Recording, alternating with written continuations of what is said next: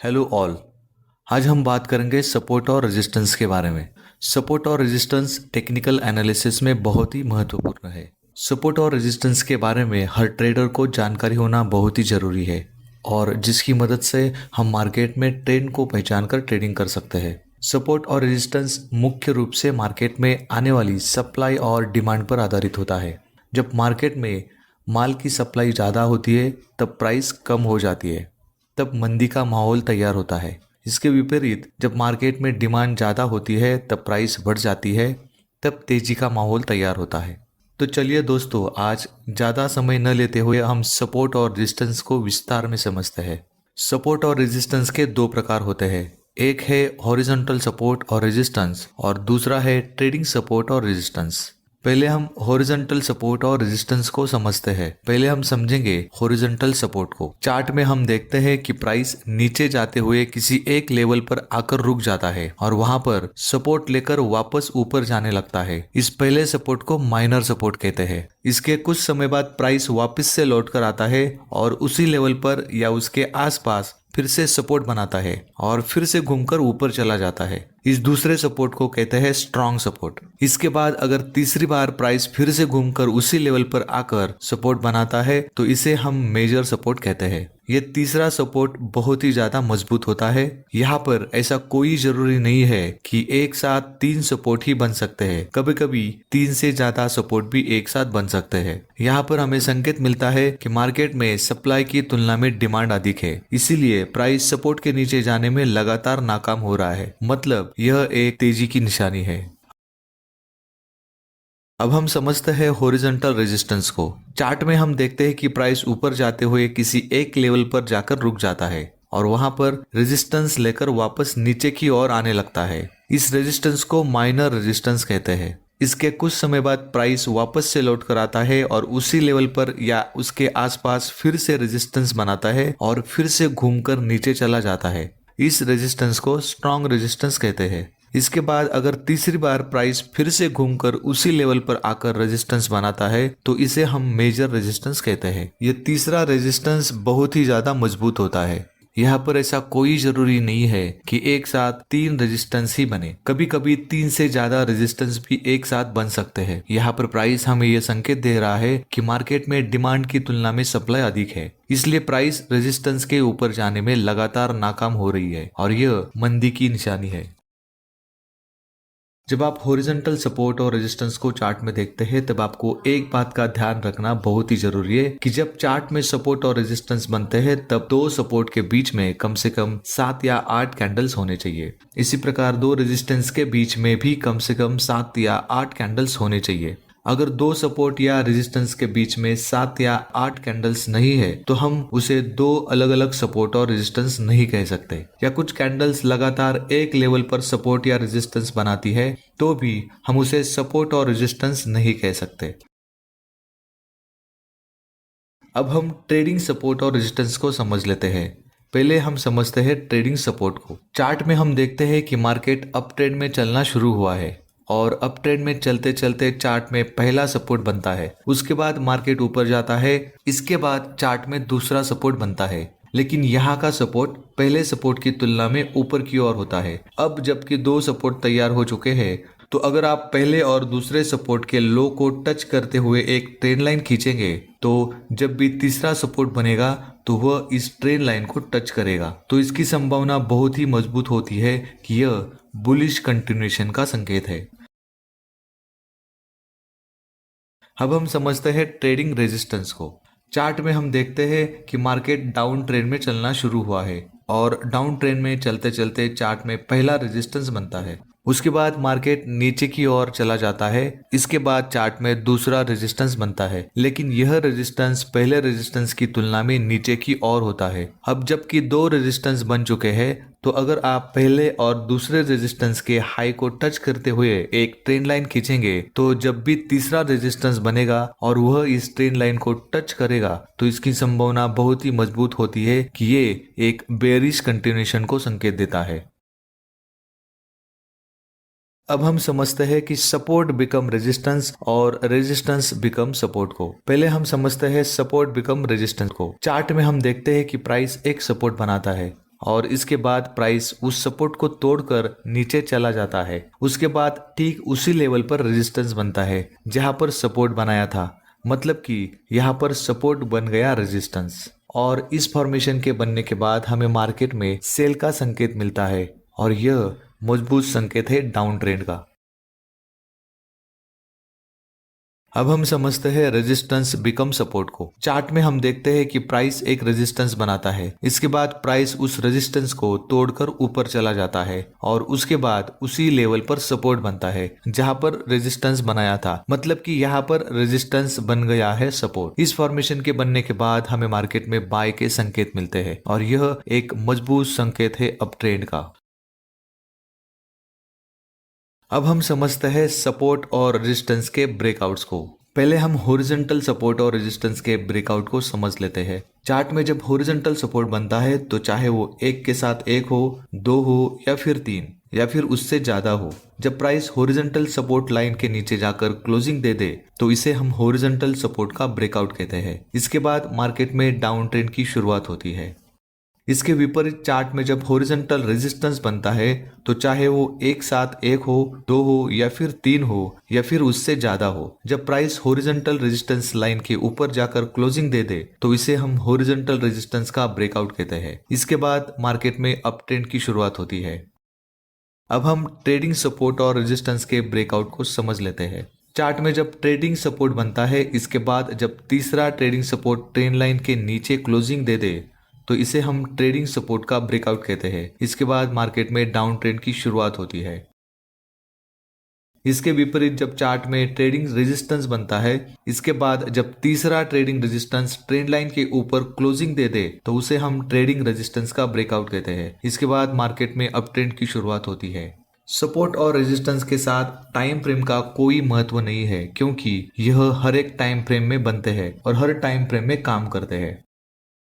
अब हम समझते हैं कि सपोर्ट और रेजिस्टेंस के साथ हम बाय और सेल कैसे कर सकते हैं। सबसे पहले हम समझते हैं कि ट्रेडिंग सपोर्ट और रेजिस्टेंस के साथ हम बाय और सेल कैसे करेंगे। पहले हम समझते हैं कि ट्रेडिंग सपोर्ट के साथ हम बाय कैसे कर सकते हैं। अगर आपको चार्ट में ट्रेडिंग सपोर्ट दिखाई दे रहा है और आपको बाय करने के लिए ये देखना है कि जब चार्ट में जिस कैंडल में तीसरा ट्रेडिंग सपोर्ट बने तो उसके बाद वाली कैंडल में आपको बाय करना है और बाय करने के तुरंत बाद जिस कैंडल में तीसरा सपोर्ट बन रहा है उसी कैंडल के लो के नीचे स्टॉप लॉस लगाना है। तो दोस्तों, इस प्रकार से आप ट्रेंडिंग सपोर्ट के साथ खरीदी कर सकते हैं।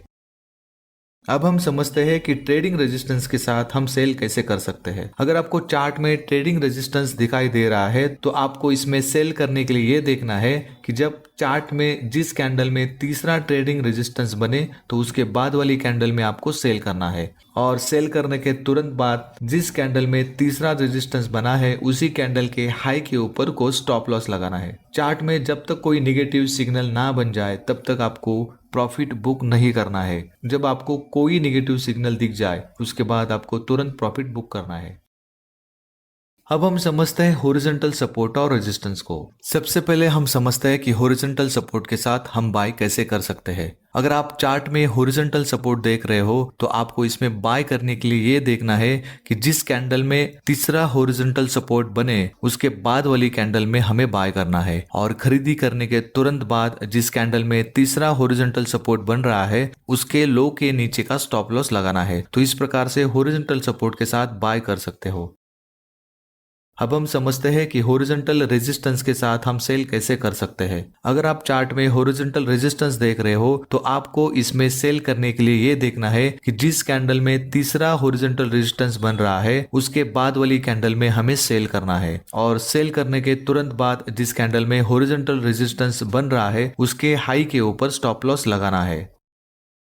अब हम समझते हैं कि ट्रेडिंग सपोर्ट और रेजिस्टेंस के ब्रेकआउट के साथ हम बाय और सेल कैसे कर सकते हैं। पहले हम समझते हैं कि ट्रेडिंग सपोर्ट के ब्रेकआउट के साथ हम सेल कैसे कर सकते हैं। अगर आप चार्ट में ट्रेडिंग सपोर्ट का ब्रेकआउट देख रहे हो तो आपको इसमें सेल करने के लिए ये देखना है कि जिस कैंडल में ट्रेडिंग सपोर्ट का ब्रेकआउट हो रहा है उसके बाद वाली कैंडल में हमें सेल करना है और सेल करने के तुरंत बाद जिस कैंडल में ट्रेडिंग सपोर्ट का ब्रेकआउट हो रहा है उसी कैंडल के हाई के ऊपर का स्टॉप लॉस लगाना है। तो इस प्रकार से हम ट्रेडिंग सपोर्ट के ब्रेकआउट के साथ सेल कर सकते हैं।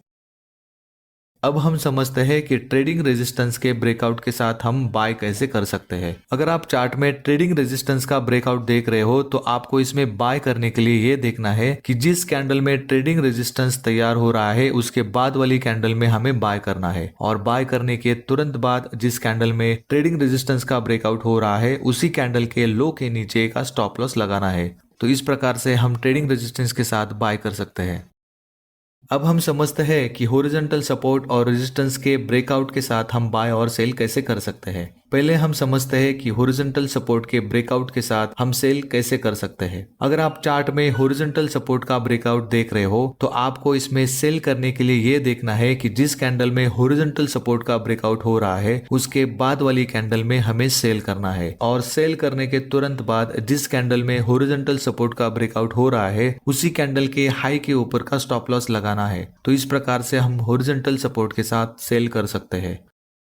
अब हम समझते हैं कि हॉरिजॉन्टल रेजिस्टेंस के ब्रेकआउट के साथ हम कैसे बाय कर सकते हैं। चार्ट में हॉरिजॉन्टल रेजिस्टेंस का ब्रेकआउट देख रहे हो तो आपको इसमें बाय करने के लिए ये देखना है कि जिस कैंडल में हॉरिजॉन्टल रेजिस्टेंस का ब्रेकआउट हो रहा है उसके बाद वाली कैंडल में हमें बाय करना है, और बाय करने के तुरंत बाद जिस कैंडल में हॉरिजॉन्टल रेजिस्टेंस का ब्रेकआउट हो रहा है उसी कैंडल के लो के नीचे का स्टॉप लॉस लगाना है। तो इस प्रकार से हम हॉरिजॉन्टल ब्रेकआउट के साथ बाय कर सकते हैं।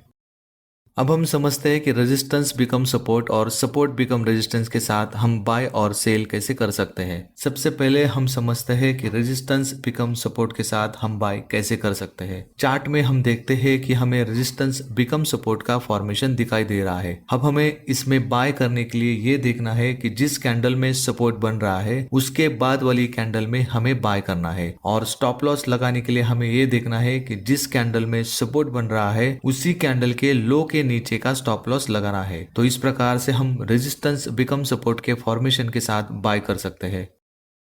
अब हम समझते हैं कि सपोर्ट बिकम रेजिस्टेंस के साथ हम सेल कैसे कर सकते हैं। चार्ट में हम देखते हैं कि हमें सपोर्ट बिकम रेजिस्टेंस का फॉर्मेशन दिखाई दे रहा है। अब हमें इसमें सेल करने के लिए ये देखना है कि जिस कैंडल में रेजिस्टेंस बन रहा है उसके बाद वाली कैंडल में हमें सेल करना है, और स्टॉप लॉस लगाने के लिए हमें ये देखना है कि जिस कैंडल का रेजिस्टेंस बन रहा है उसी कैंडल के हाई के ऊपर का स्टॉप लॉस लगाना है। तो इस प्रकार से हम सपोर्ट बिकम रेजिस्टेंस के फॉर्मेशन के साथ सेल कर सकते हैं। सपोर्ट और रेजिस्टेंस को अब हम चार्ट में समझ लेते हैं। सपोर्ट और रेजिस्टेंस के साथ टाइम फ्रेम का कोई इतना ज्यादा महत्व नहीं है, यह हर एक टाइम फ्रेम में काम करता है। हम यहाँ पर कोई भी टाइम फ्रेम सिलेक्ट कर सकते हैं। तो सबसे पहले हमें उदाहरण लेते हैं ट्रेडिंग सपोर्ट का। तो मैं यहाँ पर एक ट्रेन लाइन ड्रॉ करता हूँ। जैसा कि आप चार्ट में देख सकते हो मैंने दो सपोर्ट को लेकर एक ट्रेन लाइन ड्रॉ की है, और इसी ट्रेन लाइन पर तीसरा सपोर्ट टच हो रहा है। अब हमें इसमें बाय करने के लिए ये देखना है कि जो कैंडल तीसरा सपोर्ट बना रही है उसके बाद वाली कैंडल में हमें बाय करना है। मतलब कि यहाँ पर यह वाली कैंडल तीसरा सपोर्ट बना रही है, मतलब कि हमें इस कैंडल में बाय करना है, और बाय करने के तुरंत बाद जिस कैंडल में तीसरा सपोर्ट बन रहा है उस कैंडल के लो के नीचे का स्टॉप लॉस लगाना है। अब प्रॉफिट बुक करने के लिए आपको ये देखना है कि जब चार्ट में कोई नेगेटिव सिग्नल बन जाए तो उसके बाद आपको तुरंत प्रॉफिट बुक करना है। तो आप यहाँ पर देखिए कि आपको एक शूटिंग स्टार नजर आ रहा है, तो यह हमारे लिए एक नेगेटिव सिग्नल है जो कि हमें कंफर्मेशन भी दे रहा है कि अब यहाँ से डाउन ट्रेंड शुरू होने वाला है। तो हमें इस वाली कैंडल में प्रॉफिट बुक करना है। इस प्रकार से हम ट्रेडिंग सपोर्ट के साथ बाय कर सकते हैं।